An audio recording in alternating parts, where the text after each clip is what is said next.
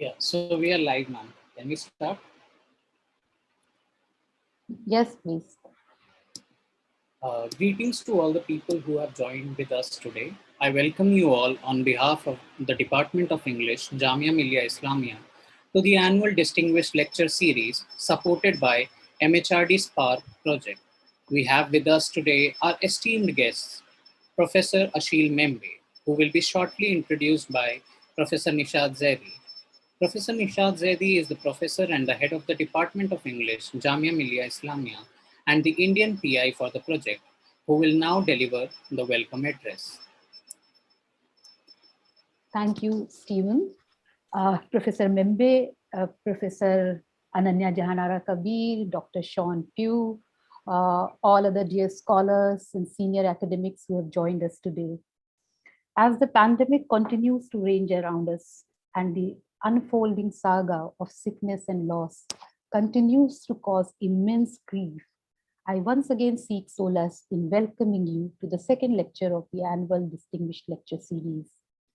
As I mentioned in the previous lecture, this series is our attempt to make up for the annual memorial lecture which the department organizes every year in the memory of Ahmad Ali, a novelist, poet, playwright, translator, and literary critic. Ahmad Ali was born in Delhi and moved to Karachi after the partition. As a founding member of the progressive writers movement, who contributed to the path-breaking collection Angare, Ahmad Ali made a major dent in the field of literature. I won't say Indian writing in English because I think he belongs to world literature by his novel Twilight in Delhi. The Ahmad Ali Memorial Lecture has a glorious history. Senior academics and scholars like U.R. Anant Murthy, Shamsur Rahman Farooqi, Irfan Habib, and Shahid Amin, and several literary writers like Tabish Khair, Amit Chaudhary, and Mukul Keshwan have delivered this lecture in the past. Even as the pandemic disrupted the memorial lecture this year, we are glad that we are able to organize this online distinguished lecture series. And it is my privilege and honor to welcome Professor Achille Mbembe, a leading public intellectual of our times, to deliver this lecture. A philosopher and political scientist, Professor Mbembe is a research professor of history and politics at the Wits Institute for Social and Economic Research in Johannesburg, South Africa, and a visiting professor in the Department of Romance Studies at the Franklin Humanities Institute, Duke University. I know most people know Professor Mbembe, but I'm still giving this detailed introduction for the sake of our students. Born in Cameroon and having obtained his PhD in history at Sorbonne in Paris in 1989, Achille Mbembe has held several appointments at Columbia University, Brookings Institute in Washington, D.C., University of Pennsylvania, University of California, Berkeley, Yale University, University of California, Irvine, and Harvard University, and many more. He is the recipient of an honorary doctorate from the University of Paris, France, and Université Catholique de Louvain, Belgium. He has also held the Albert the Great Chair at the University of Cologne and was an honorary professor at the University of Augsburg, Germany. He has been awarded numerous awards, including the 2015 Geschwister Scholz Prize and Gerda Henkel Award and the 2018 Ernst Bloch Award. Professor Mbembe has written extensively in English and French on contemporary politics and philosophy. I'm only going to mention some of his titles in English, which include On the Post-Colony, which was published by the University of California Press in 2001, Critique of Black Reason, which was published by the Duke University Press in 2017, Necropolitics in 2019, again by Duke University Press, and most recently, Out of the Dark Night, Essays on Decolonization, which was published by Columbia University Press in 2020. His books and numerous articles are translated in 13 languages: English, German, Spanish, Portuguese, Italian, Dutch, and so on. Known for their nuanced analysis and historical and philosophical depths, Professor Mbembe's works map the labyrinths of history of European imperialism, warn us against the desire to return to any near or distant past, and invite us to imagine an alternative future. He has given us the grammar to think of global emancipation from our own history and location. His works urge us to renew and reinterpret our understanding of power, subjectivity, race, resistance, violence, identity, and difference. He writes from his location in Africa, but is relevant for us in South Asia as well, where the post-colonial thought still dominates the scene, and some oxygen of such radical rethinking as exemplified by Professor Mbembe's work is indeed needed. Professor Mbembe, thank you so much for readily accepting our invitation and taking out time from your very busy schedule to come to our platform. We feel truly honored by your presence. The title of your today's talk, Notes on the Now, with its phenomenon now, has created a lot of suspense. It has such an urgency about it that everybody is keenly waiting for you to end this suspense. So without further delay, I would pass it on to you to deliver your talk. The floor is yours, Professor Mbembe. Okay. First of all, I would like to thank Professor Nishat Zaidi for the introduction you all have heard. She was extremely generous. When she invited me, I immediately said yes. I said yes in recognition of the work your university is doing in a very difficult context, and in recognition for what she has taught us herself. I am also very happy to see in the audience a number of very dear friends of mine. Anania is here. My brother, Dr. Bekombo Claude, is also here, as well as a number of other companions. Let me start by, what I'm going to do is I will share with you a set of fragmentary reflections. Fragmentary because I'm still working on them. And I very much hope to learn from your own contributions out of this conversation. Let me start by just recalling, as Nishat said, that I am located in Africa. I work from South Africa. Now, over the last few years, the humanities in South Africa have been mostly preoccupied with the question of decolonization. Now, the decolonial turn of South African intellectual life has been happening at a time when something else seems to be going on a global scale. It is not only that the entire knowledge ecology is fast changing. It is also that what actually counts as knowledge is itself being redefined. It is being redefined as a result of a conjugation of forces, some of which are political, others are technological, and many, in fact, have to do with what I would call the late transformations of capitalism itself. So put together is reconfiguring the very concept of knowledge, as well as what work knowledge is put to. Indeed, two apparently divergent trends are reshaping the landscape. On the one hand, the epoch is clearly in search of deterministic models of human behavior and decision-making.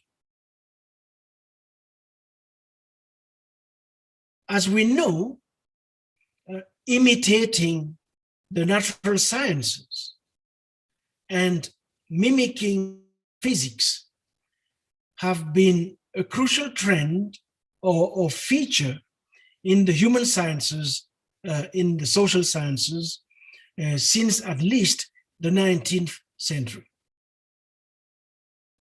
Let me just say that we have not transcended that physics envy. With the advent of big data, algorithmic thinking, and various forms of automated reasoning, in fact, this physics envy has been reactivated, and it is fast leading to an unfolding crisis of theory and of the humanities at a scale I suggest we have not witnessed before. And at the same time, as this is going on, and far away from or oblivious to the vocabularies of decolonization, new epistemic reconfigurations are unfolding. For instance, a renewed dialogue between the social sciences, science and technology studies, the life and biological sciences, and philosophy is in the making.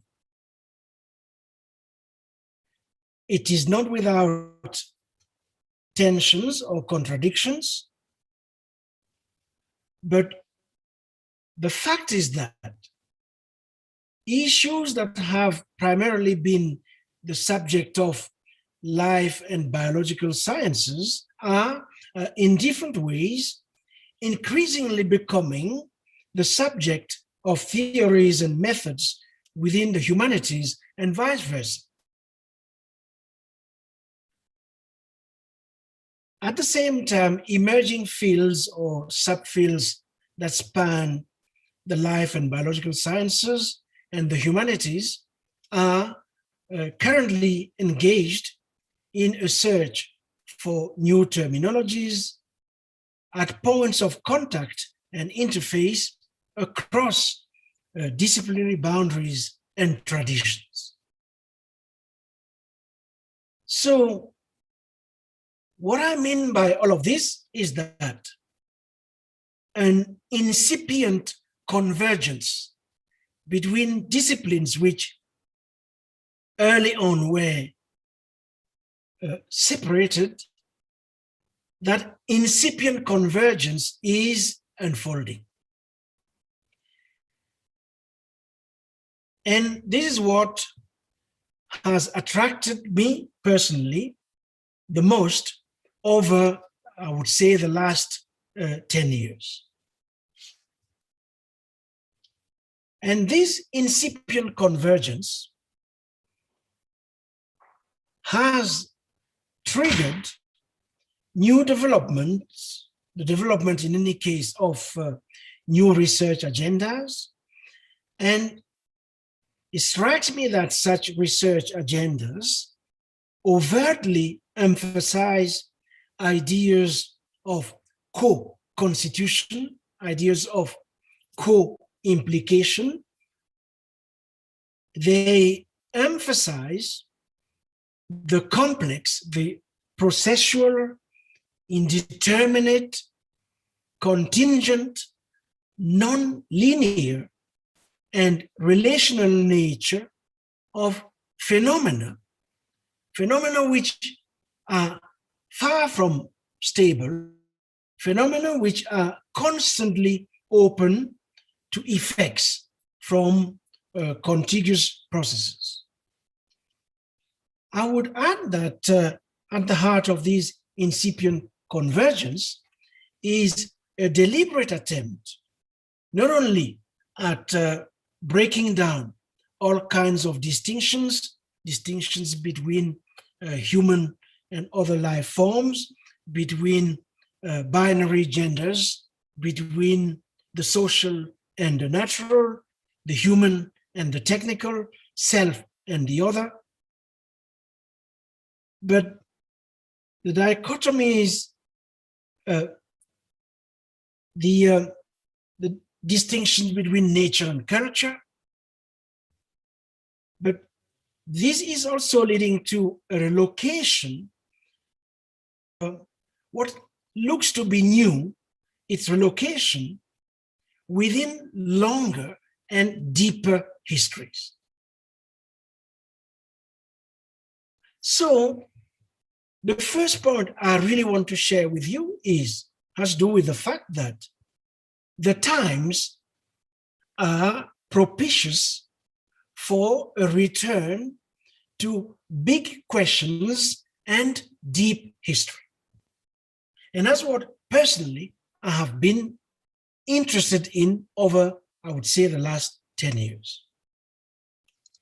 Deep history in the sense of a geological recasting of historical time, as Dipesh Chakrabarty has taught us, beginning with his key articles in critical inquiry, and his latest book that has just appeared with the University of Chicago Press. So deep history in that sense.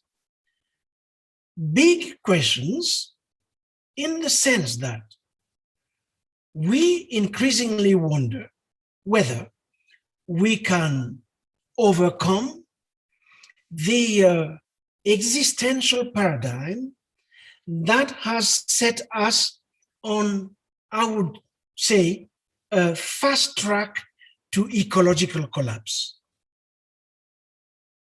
In fact, the key question of this century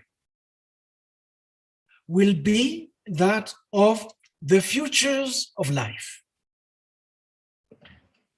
And this key question is increasingly shared by various people all over the world. And this preoccupation, I think, can be articulated in terms of the following questions. First, how should we inhabit anew a planet whose life support system has been severely damaged by human activities, and that is in dire need of repair? Question of reparation, repair. Second, how, as a condition for its sustainability and durability, how should we share this same planet? Share it amongst all its inhabitants, humans and non-humans, citizens and strangers, refugees, migrants, and prisoners included. And third, in view of the deep state of fragmentation it finds itself, how should we remember it? that is, put together its different parts, reassemble it, reconstitute it as an integrated system with its humans and non-humans, its physical, chemical, biological components, all interlinked in a grand gesture of mutuality and biosymbiosis. These are the questions of this century. Questions of inhabitation, questions of interconnection, of mutuality, of sustainability, of durability, questions of the interlacing of human history and Earth's history. All these questions are, I suggest, far from abstract concerns. And as I just said, in fact, fueled as they are by the ongoing long-term planetary environmental changes, they will be at the center of any debate on the future of life in this century. Such will be the case, at least where I live and where I work. So what I would like to do now is to share with you a set of observations concerning these questions, and I'll do that in 3 steps. But as I told you, what I'm going to share is a set of fragmentary, provisional reflections, and I really very much hope to benefit from what you will teach me tonight. So let me start with the question of planetary habitability, which I just said will be a key issue of the century. I think that to address it, we need somewhat to reproblematize something we have for too long taken for granted. What is it that we have taken for granted? We have taken for granted the grounded, territorialized reality of our existence on Earth. We have taken it for granted. We have taken for granted the fact that we live on Earth and nowhere else. So it seems to me that the first step, methodological step we have to make is to reproblematize the fact that we live on Earth and nowhere else. But we live on Earth at a very specific moment. It is a moment characterized by 3 things. First of all, it is a moment characterized by a clash of temporalities. A clash of at least 3 modalities of time. Geological time, meaning the deep time of those processes that fashioned our terrestrial home. Second, historical time, as it has been defined all along from at least the 17th century on, as the time of the social being conflated with the human, and experiential time, that kind of modality of time which we live subjectively. and which varies from individuals to communities and cultures. But the fact is that these three modalities of time, and for sure there are many others, but I wanted to highlight these three, are now fold in one another.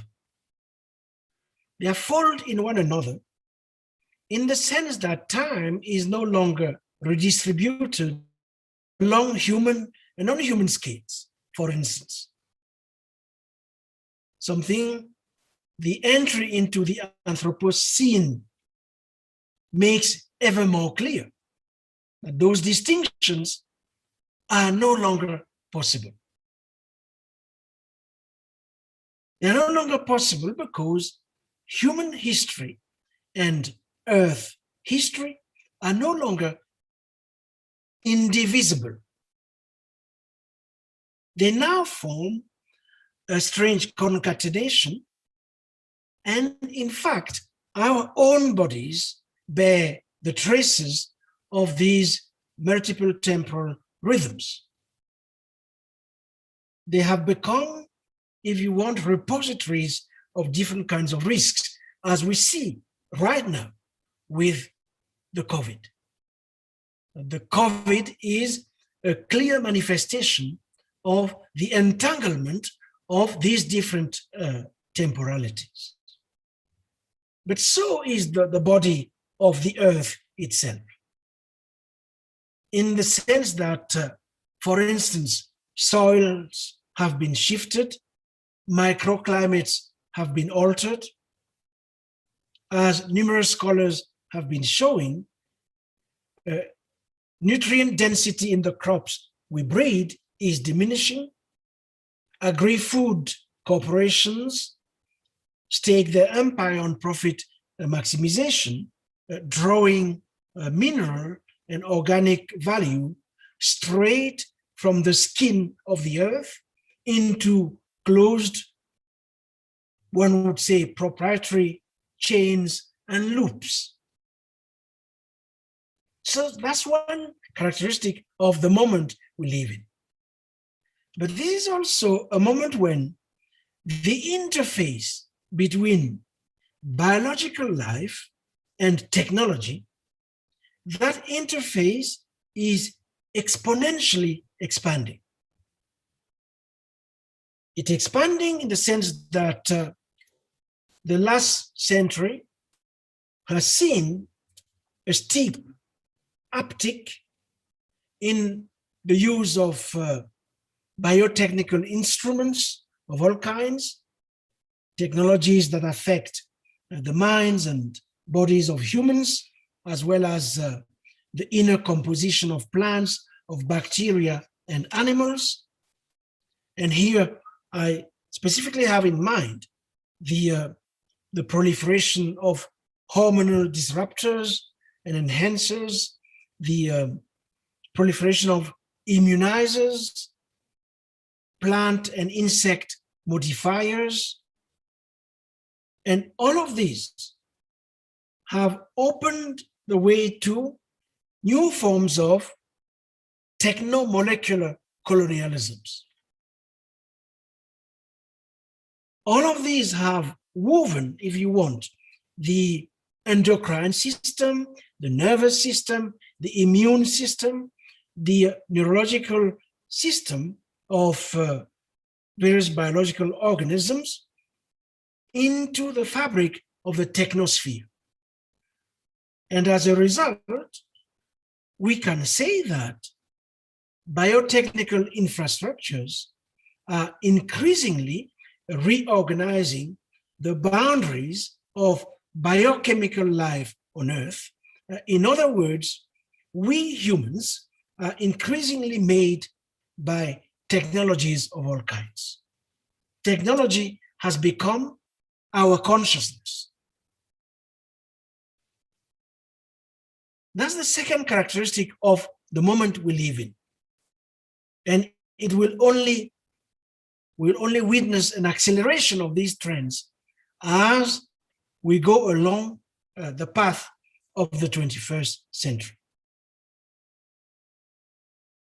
Third characteristic, it is a moment when the complex networks of relations that sustain life on Earth, this complex network is in deep crisis.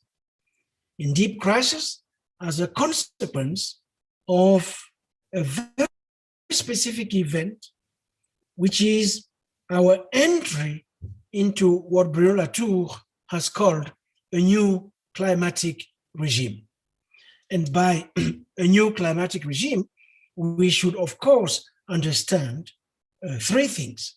First, a new epoch in the Earth's geological history, but we should also take it as an epoch in which human beings have, for the first time, become the primary agents of change on a planetary scale.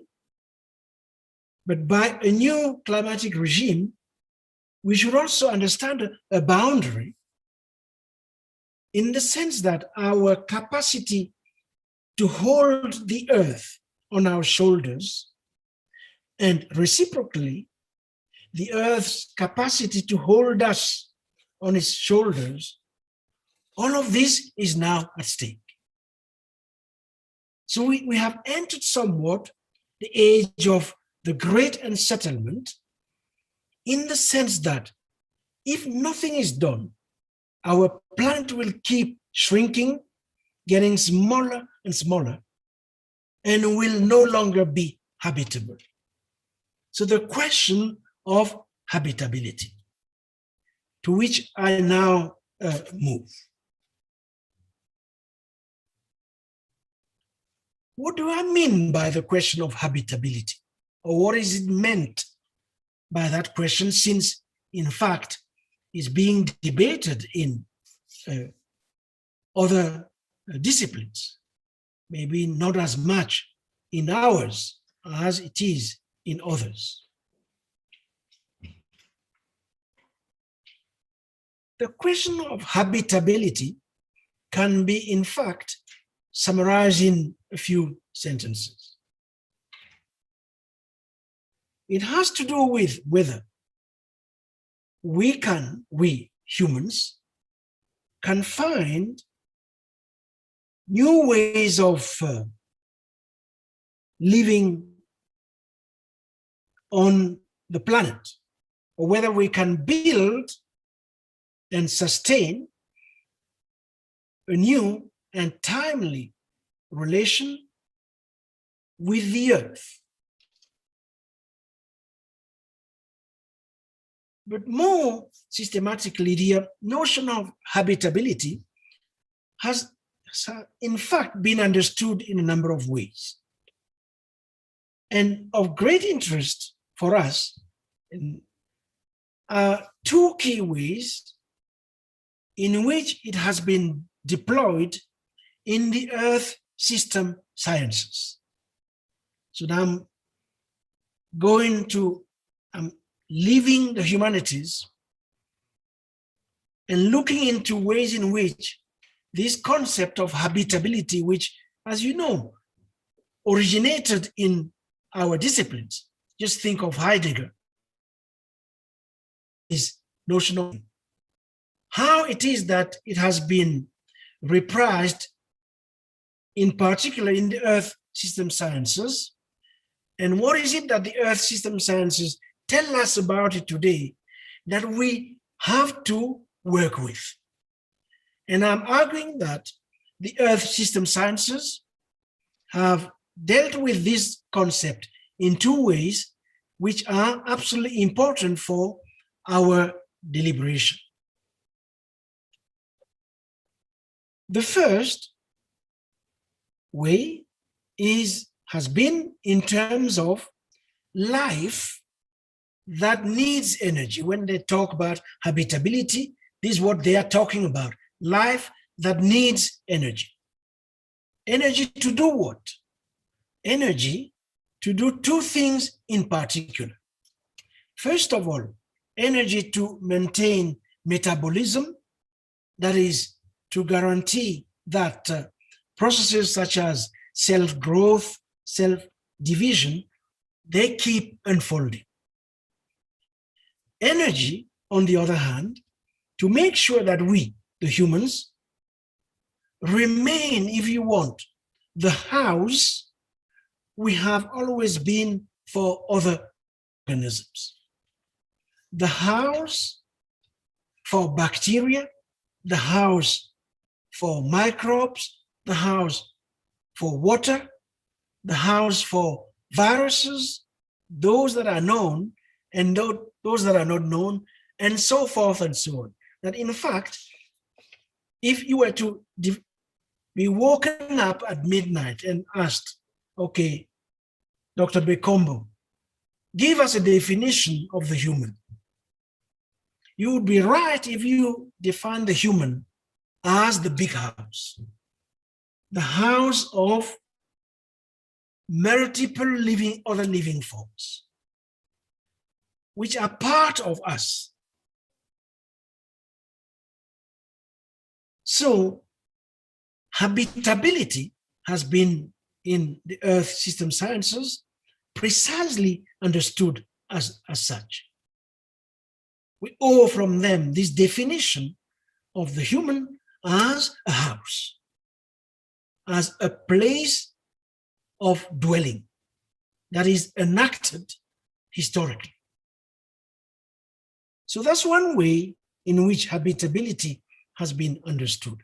There is a second way in which habitability has been understood in terms very material, in terms very practical, in terms of the surface temperature on the Earth, in terms of atmospheres, in terms of the complex interaction of the wind systems, ocean currents, solar insulation, other protective layers for life, especially those layers for life that absorb radiation or shield us against radiations and other charged particles, meaning that which protects the house in terms of protection, layers of protection in particular against radiation,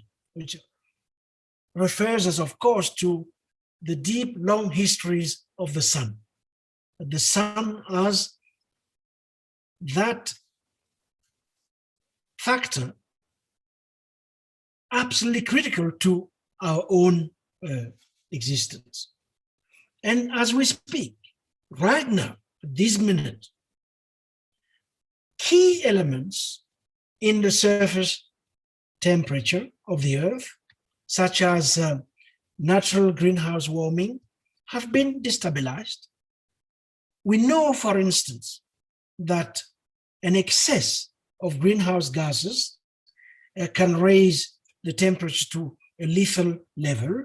And if nothing is done, there's no way in which we will, in the future, be protected, for instance, against short wavelength radiation from the sun, or against particles by the Earth's magnetic field itself. So the Earth will become that which kills us. It will become inhospitable to life. I have to add that to these two ways of thinking habitability in the Earth systems sciences should be added a third. Habitability in terms of social metabolism, in terms of the relationship between energy, matter, and waste. And I'll tell you in a minute why it seems to me important to introduce in this discussion questions of matter, questions of energy, which we already spoke about, and questions of waste.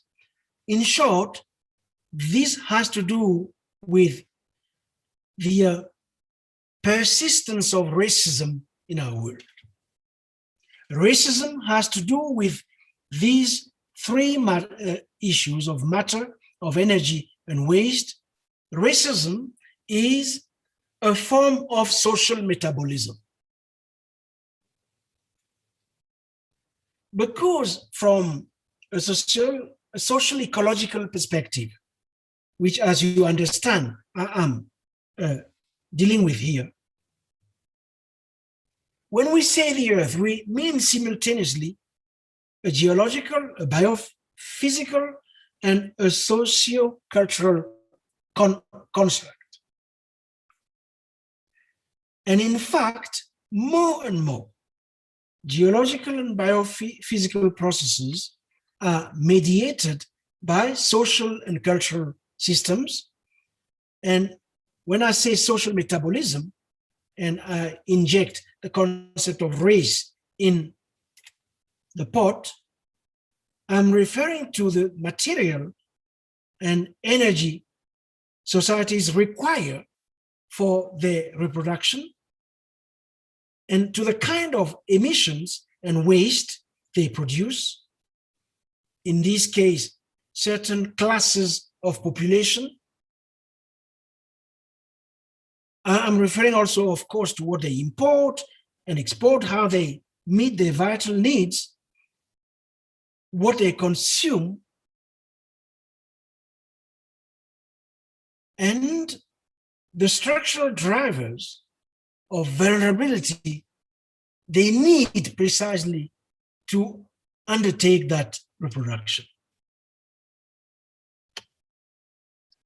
So the third point I wanted to bring to these brief introductory remarks has therefore to do with, this time not habitability as such, but waste and the squeezing of life. And as you may have noticed, I clearly tied the question of habitability to that of life, since life is the first and ultimate requirement for habitability.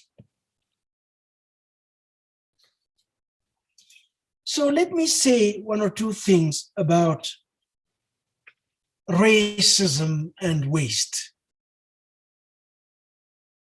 Racism as a form of social metabolism, the aim of which is to produce waste and to manage waste, to manage certain classes of the population as waste. That's what racism is all about, if read from within the perspective, the theoretical perspective I am trying to offer.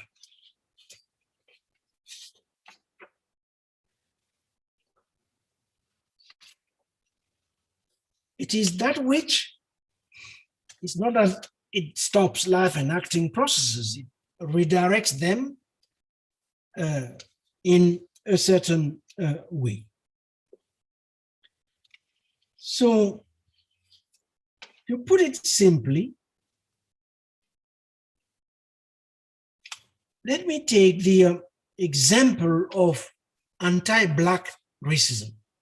There are many different forms of racism. I'll speak in particular about anti-Black forms of racism, because that's what I have studied a bit.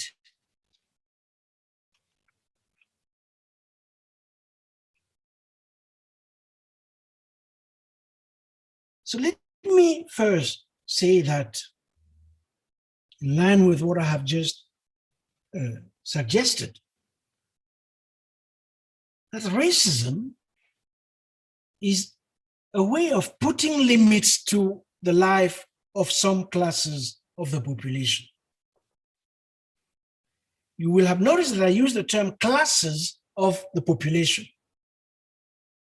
therefore bringing together a materialist perspective and a demographic perspective, putting them all together. It's one way racism of placing such classes of the population in environments that are not in a position to harbor life. And life in such environments is squeezed and therefore is no longer evenly distributed.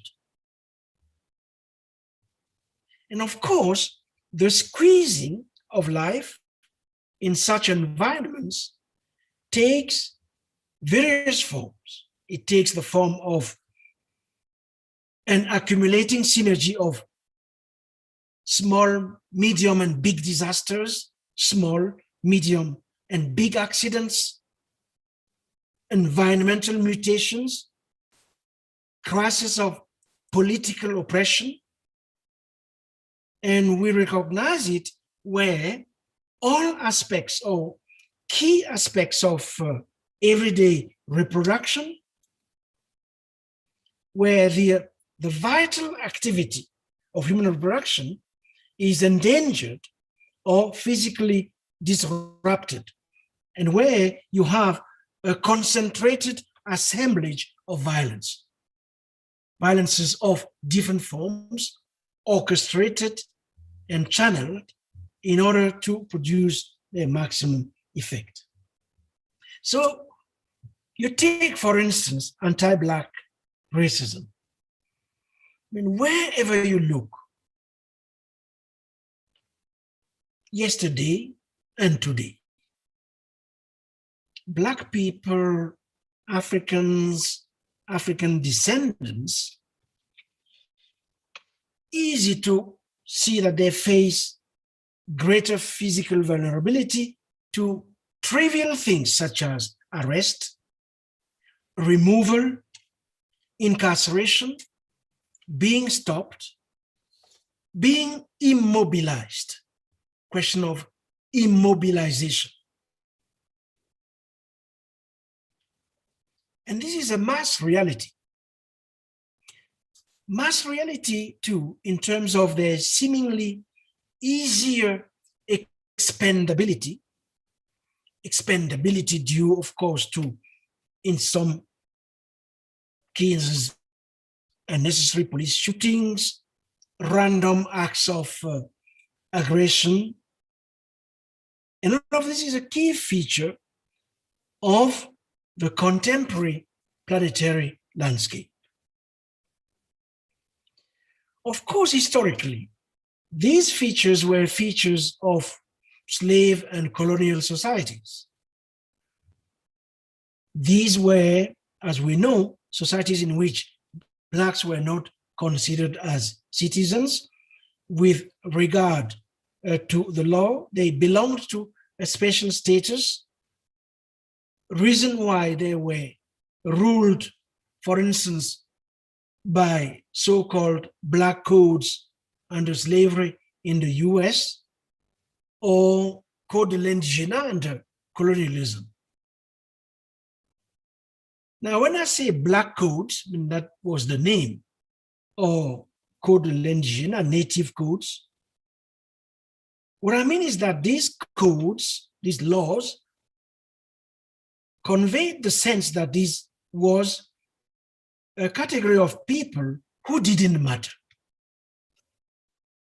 Didn't matter in the sense that their basic human rights and dignity, where they were granted, could be easily disregarded.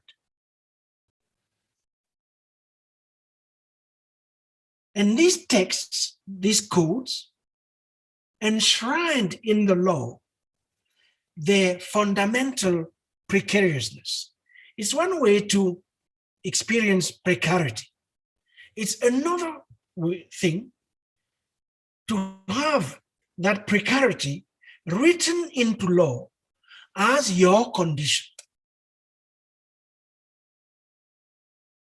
That your condition is to be precarious, to experience precarization. I don't know whether the term exists in English. That is against the law for you to not be in a state of precariousness. That's what we mean.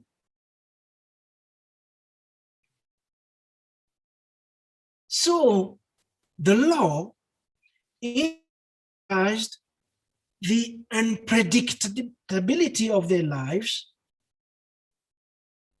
by virtue of their belonging to a different category of the human. This is what we mean. We're not talking about an accident. And as I just said, this was a key feature of slave and colonial societies. And of course, there is an unbroken link between that historical reality and present day reality of premature death.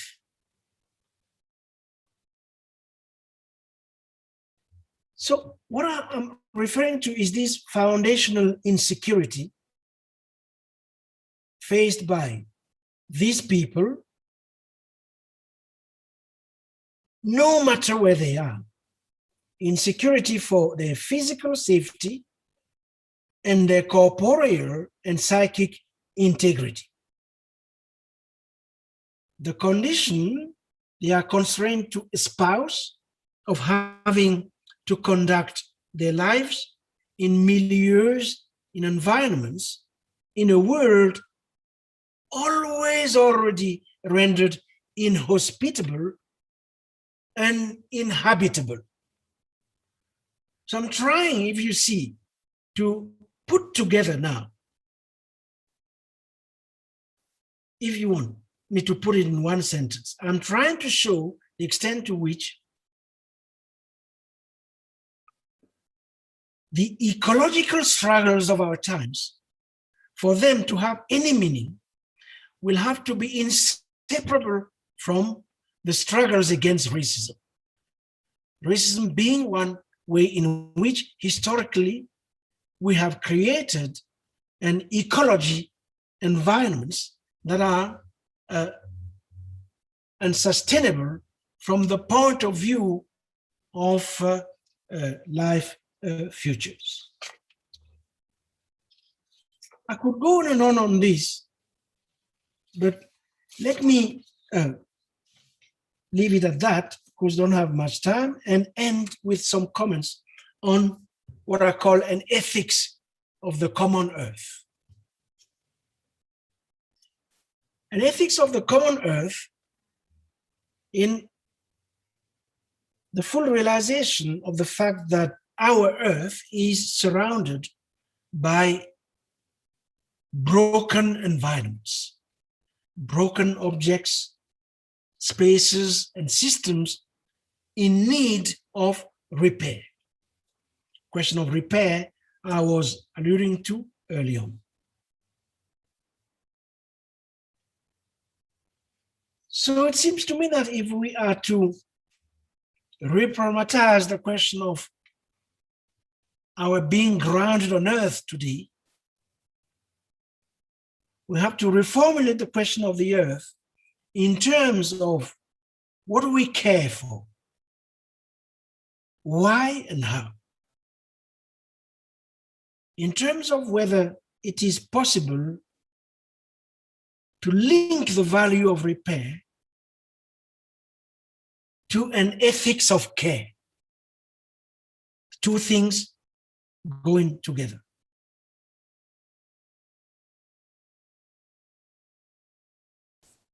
This would force us, for instance, to bring to an end the distinction many still make between repair and design. If only because in its current form, design refers to the creative capacity of humans to make something new by manipulating material resources, organizing information, delineating space. And we have seen the extent to which, in its current form, design, so understood, is deeply complicit in environmental destruction. On the other hand, repair is seen as the antithesis of design, in the sense that material practices of repair, disassembly, maintenance are not at all considered as design, although they shape the form, they shape the operation, the appearance, even the perception of the material world we occupy and the earth we inhabit. It says that repair is seen as making do rather than innovating. And I've been traveling a lot in the continent. Part of what strikes me is wherever you land, Abidjan, Lagos, Kinshasa, Douala, Luanda, what is striking, you always see people repairing something. And it seems to me that repair, just as design, means embracing bricolage and remix, of course.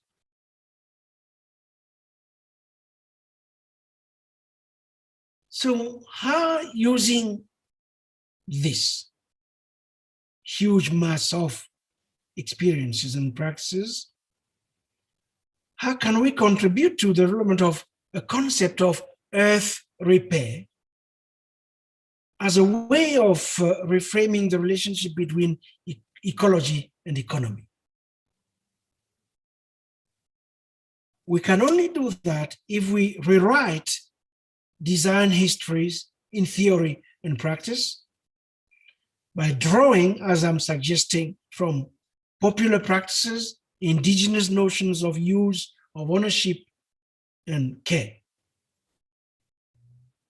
And in doing that, it seems to me that we will contribute to the repair of a traumatized ecological system of which racism has deeply contributed to damaging. Thank you very much. Thank you, Professor Mbembe. What you call fragmentary thoughts are actually so powerful. Your very provocative words. Thank you so much for it, and thank you for prodding us in the much needed direction of planetary thinking. You began by pointing out that while decolonial turn is happening in Africa, and by extension, perhaps we can say that in erstwhile colonies, something else is going on at the global scale. And it is therefore important to ask what work on knowledge is going on and what work knowledge is put to. I think these are two very crucial questions that all of us in humanities, in academia, need to be alert to. So thank you for saying that. Then you rightly pointed out how physics envy has reactivated, with the big data and our obsession with big data. It is reactivated in humanities, and it has led to crisis in humanities, in social sciences. So more than the need to think of challenging only the immediate past colonial history, humanities in the erstwhile colonies or traditional societies need to engage with what you call big question and big history. The big question is, of course, linked to how we can shape and cohabit the same planet, which is perhaps the most crucial and urgent question now, and deep history in terms of Earth history, not just our immediate here and now. So where there is an entanglement of temporalities, as you rightly pointed out, so the need of the hour is, as you said, to remember the planet. But the real question is how. And you, of course, gave some directions as to how this can be done. And you also spoke of how race is implicated in it. Racism is a form of social metabolism. As you said, it aims to manage waste and produce waste. So it is through engaging with question of racism, caste, and all kinds of, subjugations that we can, get a glimpse of perhaps a more just future. I was reminded of an Indian novelist, Mulkraj Anand, and his novel, where a scavenger, he suffers and suffers. Towards the end, he goes to attend, a meeting, a public meeting of Mahatma Gandhi, where Mahatma Gandhi is speaking of flush toilets. So the solution comes from science. Solution of caste subjugation comes from science. You also talked about ethics of common earth which is in need of repair. And you also, pointed out in a very sophisticated way the distinction between repair and design. I'm sure your very provocative words, which we all listen to spellbound, they have opened up many questions among our audience. So I will pass it on to Stephen to take up questions from the chat box. Thank you, sir, for the fascinating lecture. I'll ask few questions that are in the chat box. The first question is by Amir Qayyum. He asks, technology has also given us meaningful networks. How do we balance between innovation and peaceful coexistence, given the context of quote unquote data politics? Can ectic, global ectic approach give us positive scope for habitability you are talking about? The second question is by Ananya Kabir.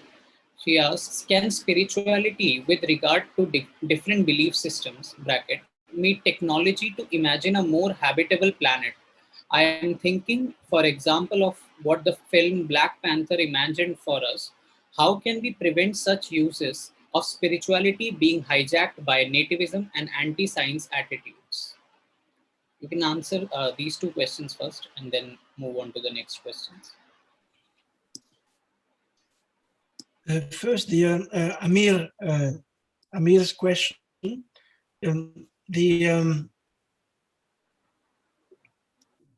Maybe I didn't make this as clear as I could.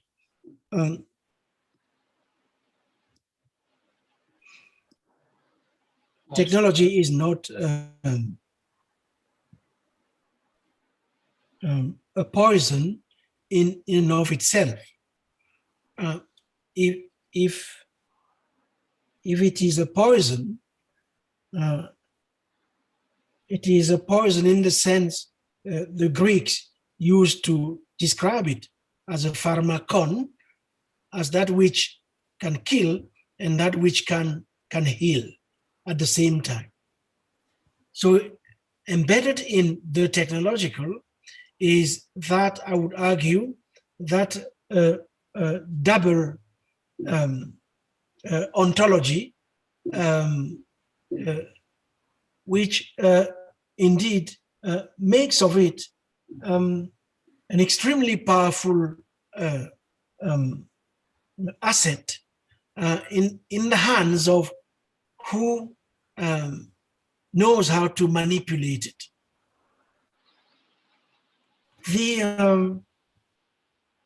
The big fear in, to put it short, Western philosophical traditions, certain Western philosophical traditions, not all of them, the big fear has always been that that which we have created, that which we have invented, the object of our creation, when I say we, I mean human beings, might, under certain circumstances, acquire a life of its own, escape our control, our mastery, and eventually end up subjugating us, its inventors. That fear has driven most of the critique of technology in Western philosophy. One of the epitome of which is, of course, Heidegger's famous text on what is technology. But the fear of being ruled by objects of our invention is not universal. Is not shared by every single historical culture or tradition of thought.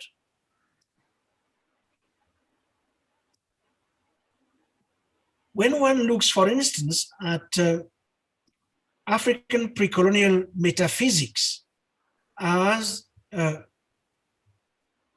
rendered, accounted for in the cosmologies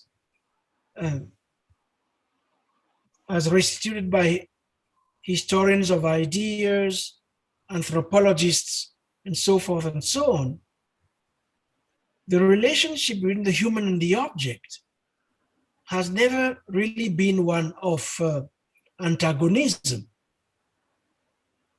In fact, it has very often been one of symbiosis, in the sense that part of the metaphysical aspirations of the human has always been to annex to himself or herself the variety of forces and energies which constitute the world at large, or if you want, the universe, and to be in resonance with those forces through the mediation of objects, be they art objects or purely instrumental objects. So that idea of resonance, of participation to the rhythmic forces of the earth and the pulsation of the universe, it's what early anthropologists called animism.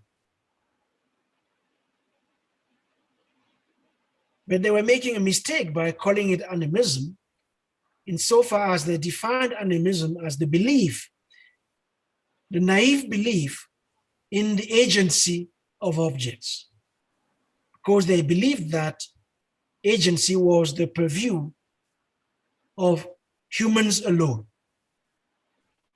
And what we are discovering in this age of the Anthropocene is precisely the reality that agency has to be shared. We share it with many other entities. And if we share agency with many other entities, then technology is one part of those many forces with which we have to enter into a relationship of resonance. But we can only enter such contract with non-human forces and entities if somewhat we accept our own decentering.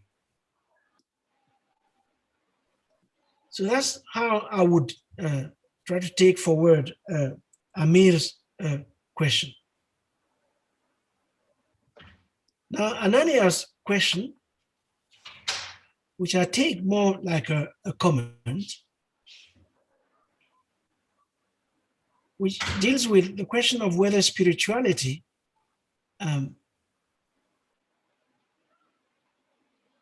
whether it can meet technology in the way in which we try to imagine a more habitable planet. A priori, I would say yes, in line with what I was talking about a minute ago, in terms of resonance, and this idea of resonance, that maybe not an actual meeting, but that we learn how to resonate with other forces which inhabit the cosmos. The cosmos, by the way, is a term maybe some of us may have discarded as a result of our becoming secular, whatever that means. But it is a term scientists, astrophysicians in particular, are rediscovering increasingly. Those who are working on exoplanets, for instance, or those who are engaged in tracing, identifying the signs of life beyond the Earth, because so far the Earth is the only place where life is known to have developed. And scientists are looking to see whether elsewhere this rare commodity life might have existed or might exist in the future elsewhere. And this attention to extraterrestrial life is leading them to take seriously, Ananya, what you call spirituality, which I understand to encompass all forces and energies and vitalities beyond our own, which I understand as a way to commune into that mosaic of energies. They are very much interested in rediscovering what otherwise we have relegated to the field of metaphysics. So we have some work to do to catch up as in secular humanities. But it seems to me that there must be a way in which that recognition and that disposition to embrace that which extends beyond us might allow for a measured relationship with technology, one that allows us to inhabit the earth anew, and in the process avoid the kind of hijacking you referred to in relation, in particular, to cultural commodities such as films and the rest. Thank you, sir. The next question is by Rebecca Potter. She says, "Thank you so much, Professor Mbembe. I am using necropolitics to examine disabled people's experience of austerity and poverty in the UK since there were welfare changes. I argue this leaves them living a precarious necropolitical existence. I would like to ask for your thoughts on the idea that COVID-19 have produced assemblages of violence where disabled and elderly people are left as waste, especially the mortality of those who are black or a person of color." The next question is by Ajay Gudavarti. He asks, "You have connected the social to the planetary crisis. It would therefore require a new ethic of self-restraint as against liberal notions of freedom and refashioning self. However, notions of self-restraint seem to translate into reproducing the same kind of social hierarchies, such as racism, when blacks do not have the privilege of owning sovereign selves. Is there a way out?"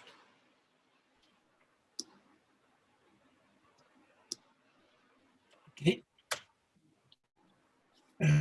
Rebecca, I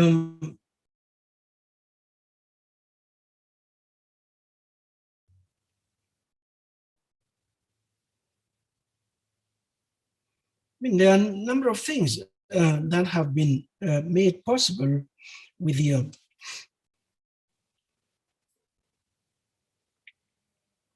with COVID-19.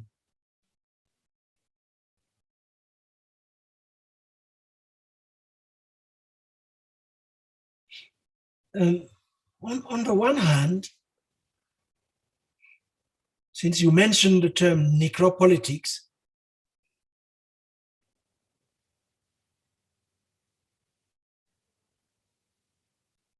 it seems to me that the capacity to kill, which is somewhat underpinning the concept of necropolitics, capacity to put to death, or to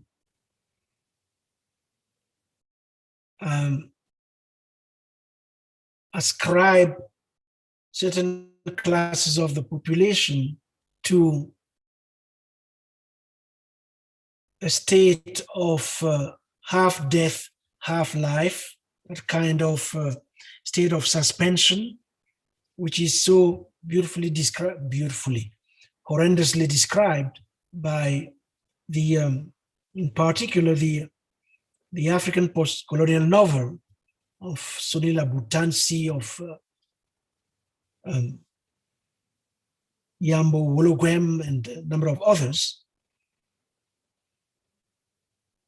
It seems to me that that capacity has been somewhat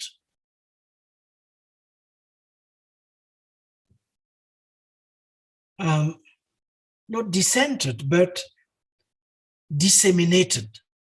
Is a dissemination of relative dissemination of that capacity, in the sense that anybody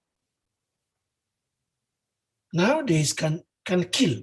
When I say anybody, I mean anybody in the sense of n'importe qui, but also in the sense of n'importe quel corps, body, a body that is carrying the virus can, under conditions of neglect or non-attention, I'm infected with the virus, I do not wear a mask, I transmit the virus, I can kill by acting in a certain way in relation either to those around me or in relation to the broader public in general, or the masses of bodies in general.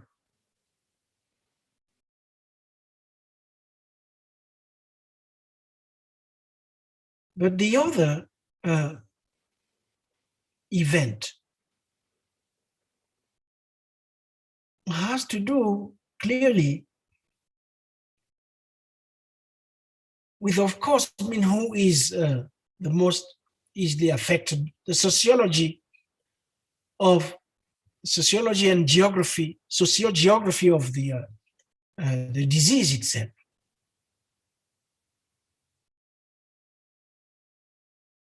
And number of studies have shown, especially in the US, but also in Europe,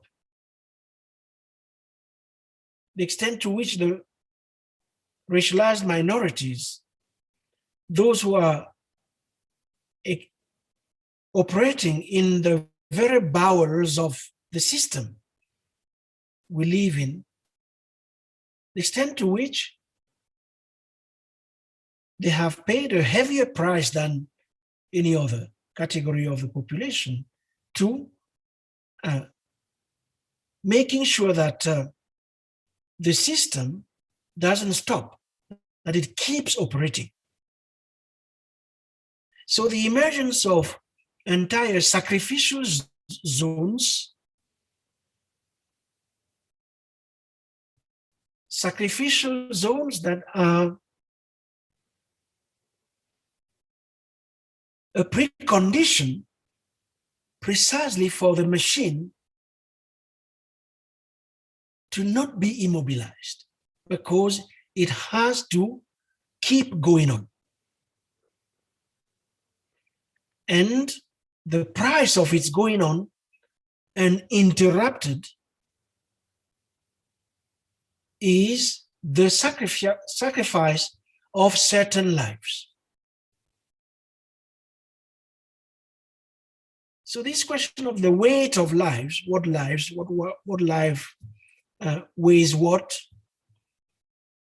life counts to the point where it has to be protected at all costs, and what lives are expendable and might be arraigned to make sure that they are lost so that others survive. The calculus of life, it becomes a key dimension of any serious reflection on the pandemic. And when I say the calculus of questions of calculation, what I'm referring to is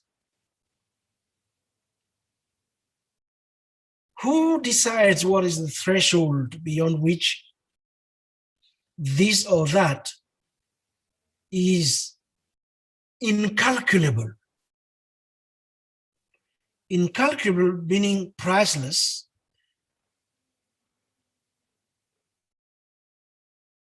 So this question of incalculability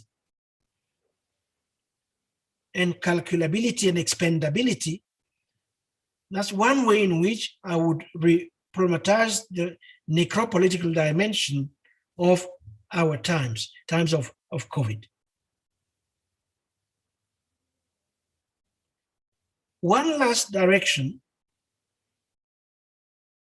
has to do with the geopolitics of it all. I mean, we know what we have heard, what's going on currently as we speak in India. We are also aware of the global politics of vaccination as it touches on regions of the globe, such as Africa and other poor countries of the world, where access to vaccines is extremely difficult. It's not a matter of money. I was speaking a few days ago to the General Secretary of the African Economic Commission, Addis Ababa, and she was telling me about what it is taking to get vaccines rolling in the continent, where some states are trying to buy vaccines.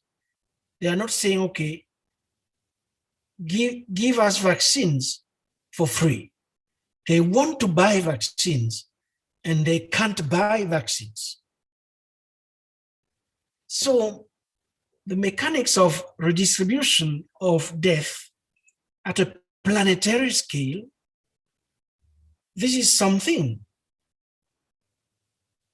This is not a figment of one's imagination.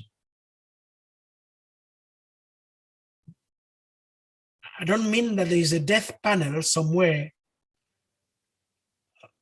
deciding on, okay, who should we get rid of today? But there is clearly a geopolitics that is at work,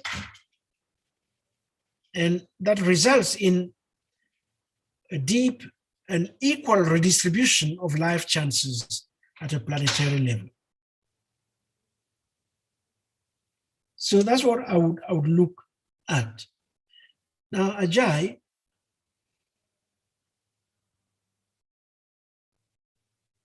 is there a way out?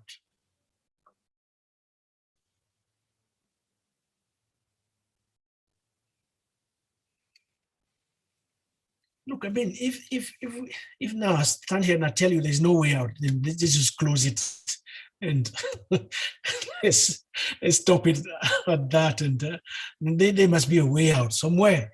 There must be a way out. It really depends on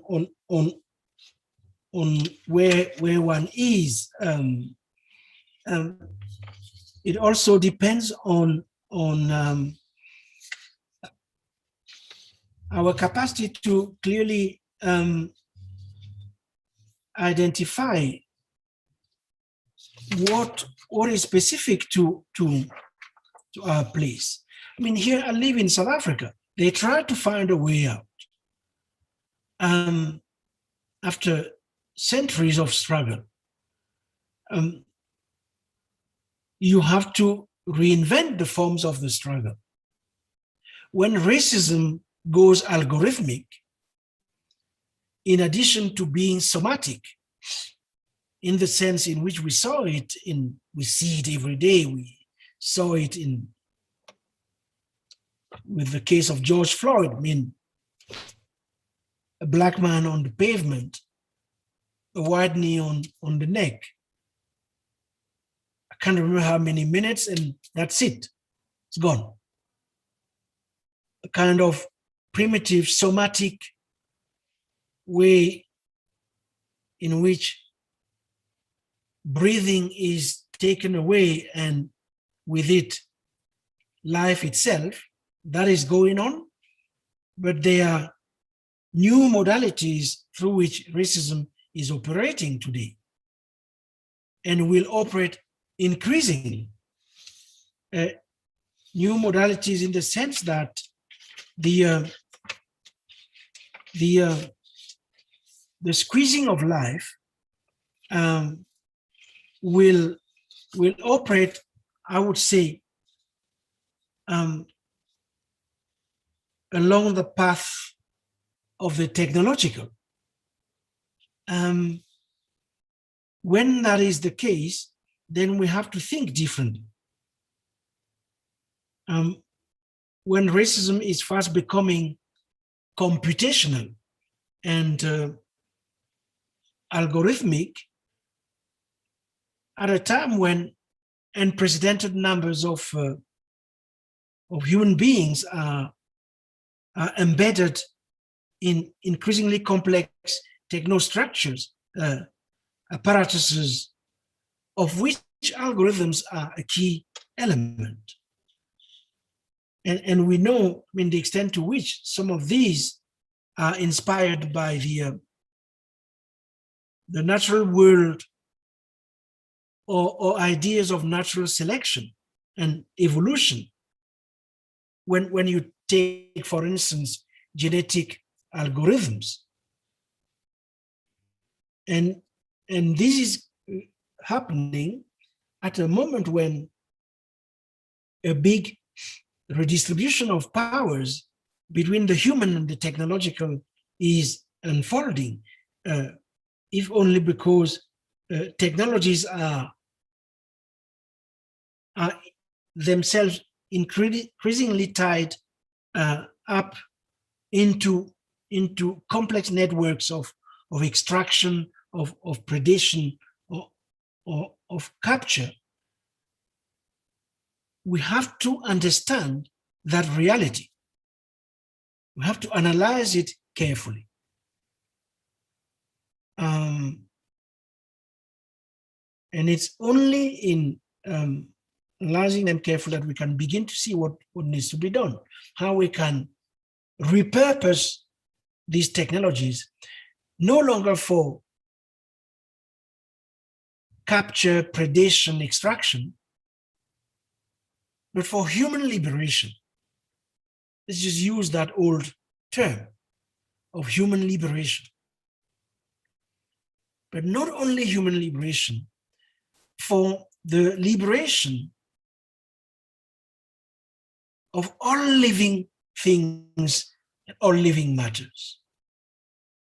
Since, as I was suggesting, we can no longer think exclusively in terms of human liberation, because the human is now, it has always been, but we realize it more than before, tied up with the non-human.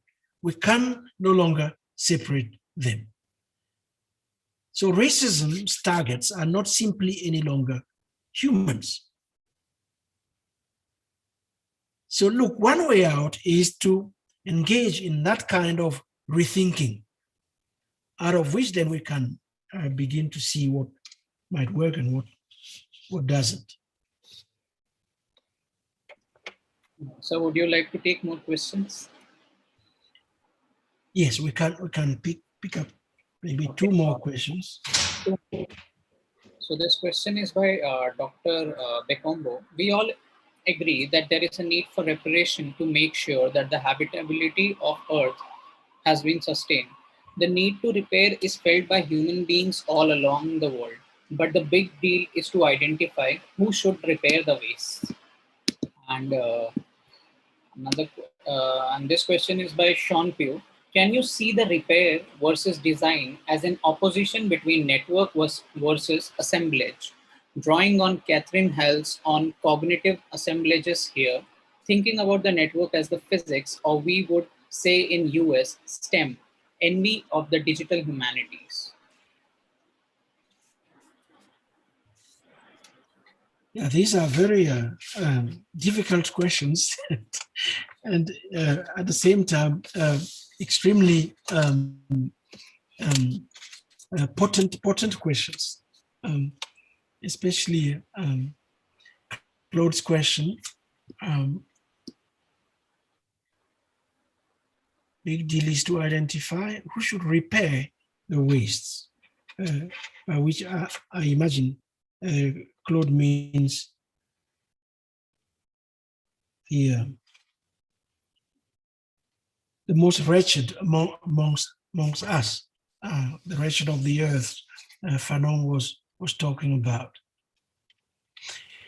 And if I have to use Fanon in this instance, I would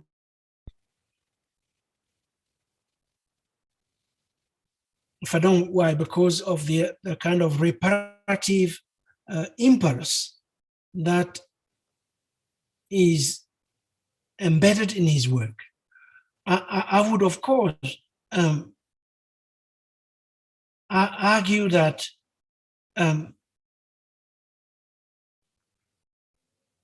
they will have to repair themselves, which is not a way of saying, okay, that's your problem, you are responsible for what has happened to you. None of that.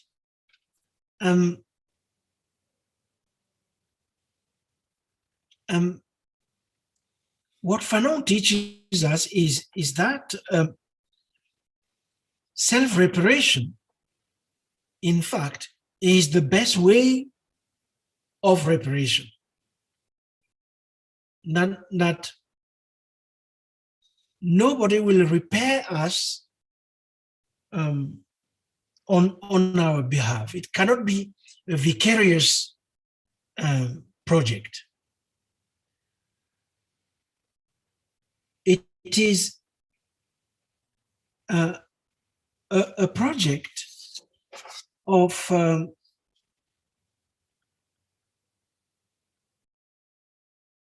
which involves putting oneself at the center of the effort to recreate, along his own words, a new human person. And of course, very concretely, this requires a huge capacity for self-organization and mobilization and building coalitions, political coalitions, but also moral coalitions, capacities of sharing the load. For instance, when the time comes to move from non-violence to violence, to the practice of violence, of which he speaks a lot about in his work. practice of violence in the full knowledge of the fact that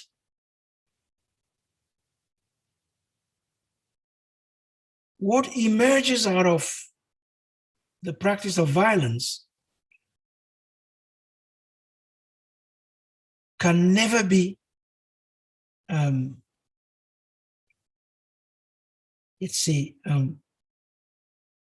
is always unstable. That the practice of violence opens the door most of the times to that which is unexpected. There's no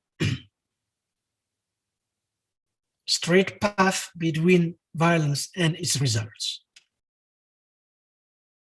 The consciousness Fanon had of the fact that violence can really produce terrible things.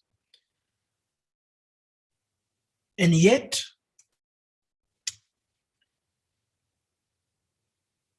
it has to be envisaged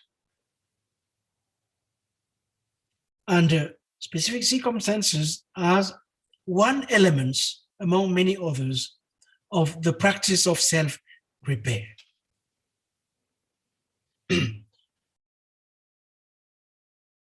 And talking about violence here, what he had in mind was the capacity to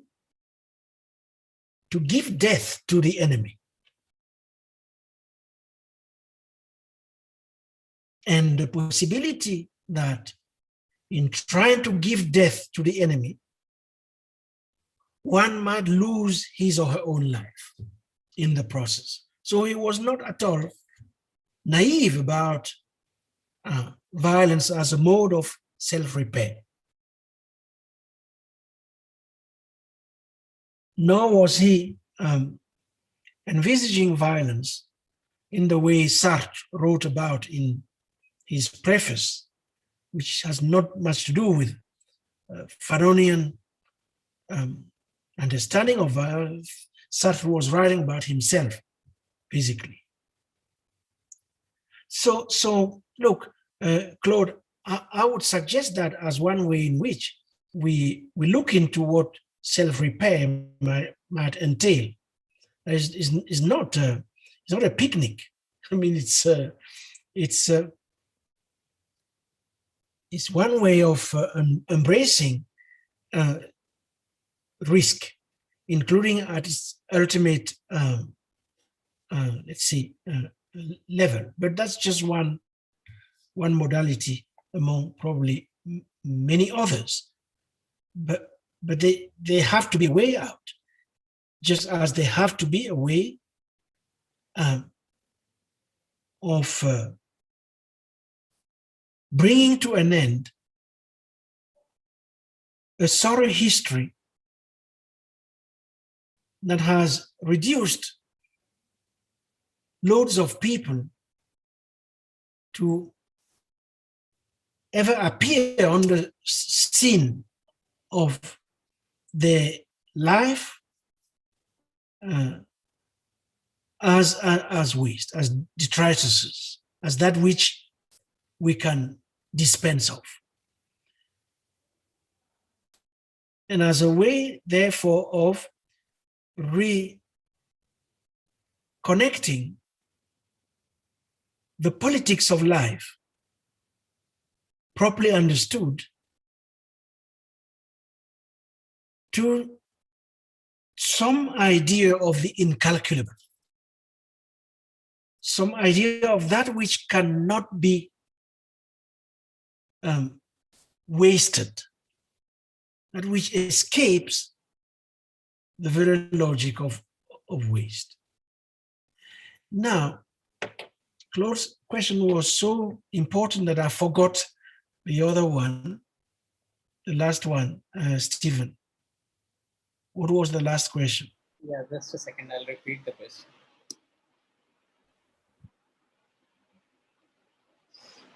So the question is by Sean Pugh. Can you see the repair versus design as an opposition between network versus assemblage? Drawing on Catherine Hell's on cognitive assemblages here, thinking about the network as the physics, or we would say in US, STEM, envy of the digital humanities.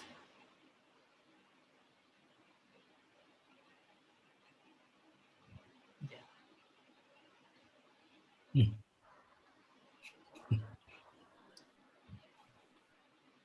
Um, I'm not sure that I got it.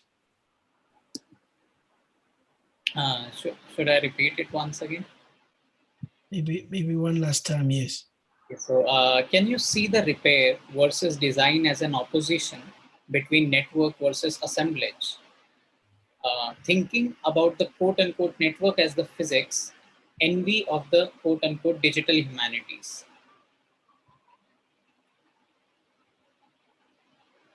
Hmm.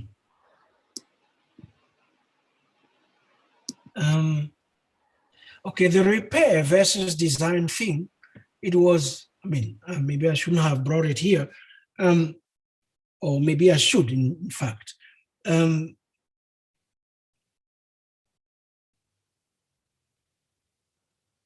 It was one way of in which I was trying to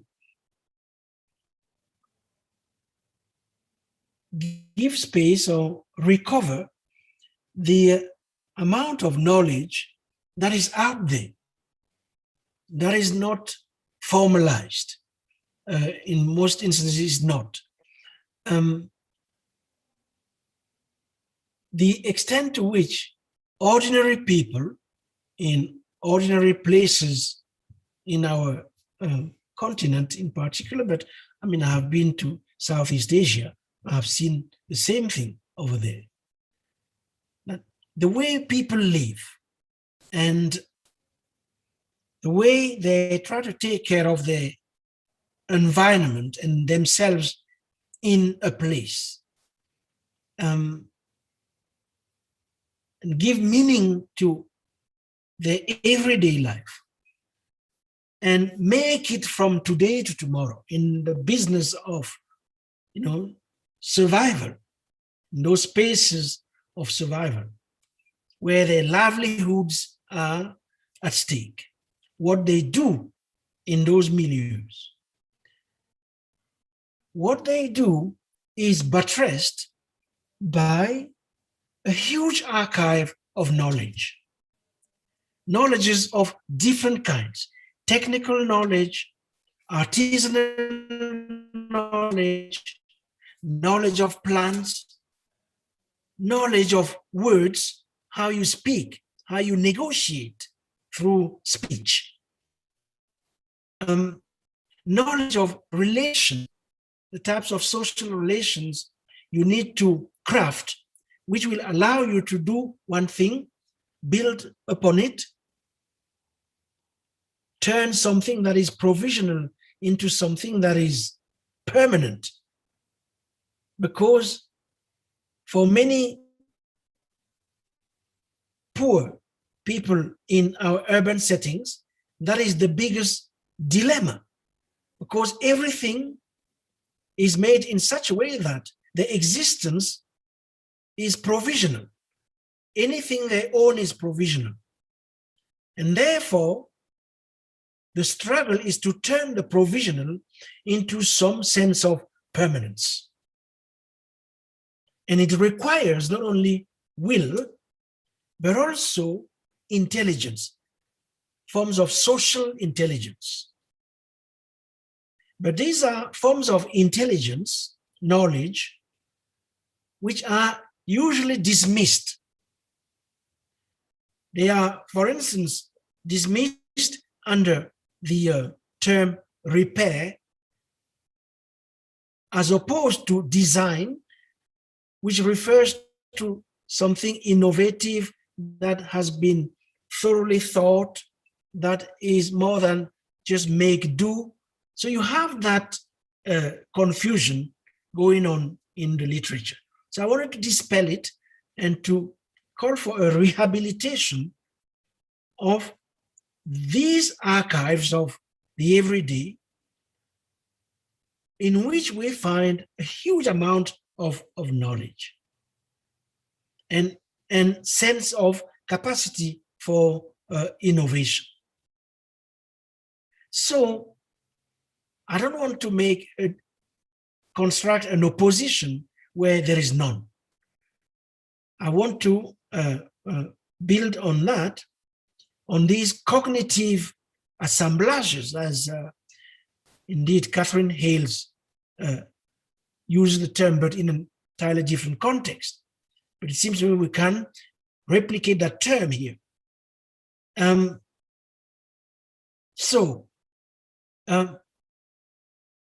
Those networks, if assemblages, are both physical. I mean, in the sense Abdul Malik Simon has written a very important piece called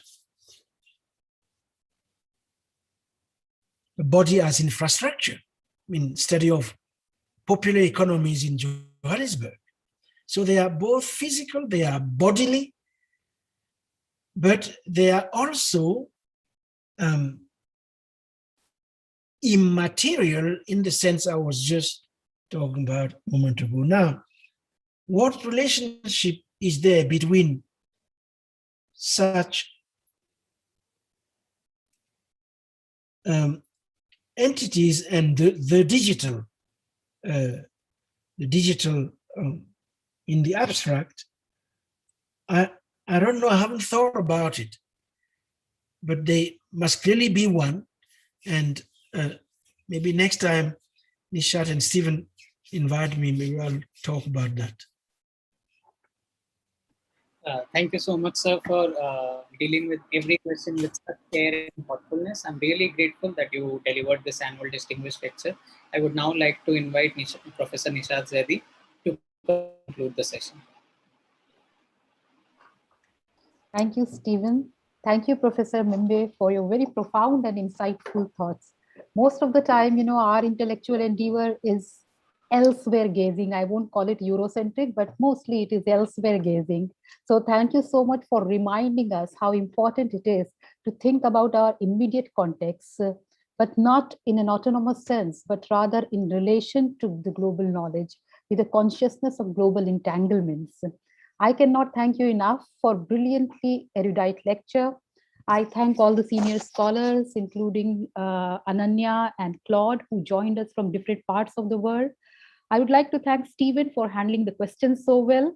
Finally, I would like to thank all my students, scholars, and academics who attended the lecture despite the very grim circumstances. As we are reeling under the throes of the pandemic, Professor Mbembe has given us the mantra to deal with it.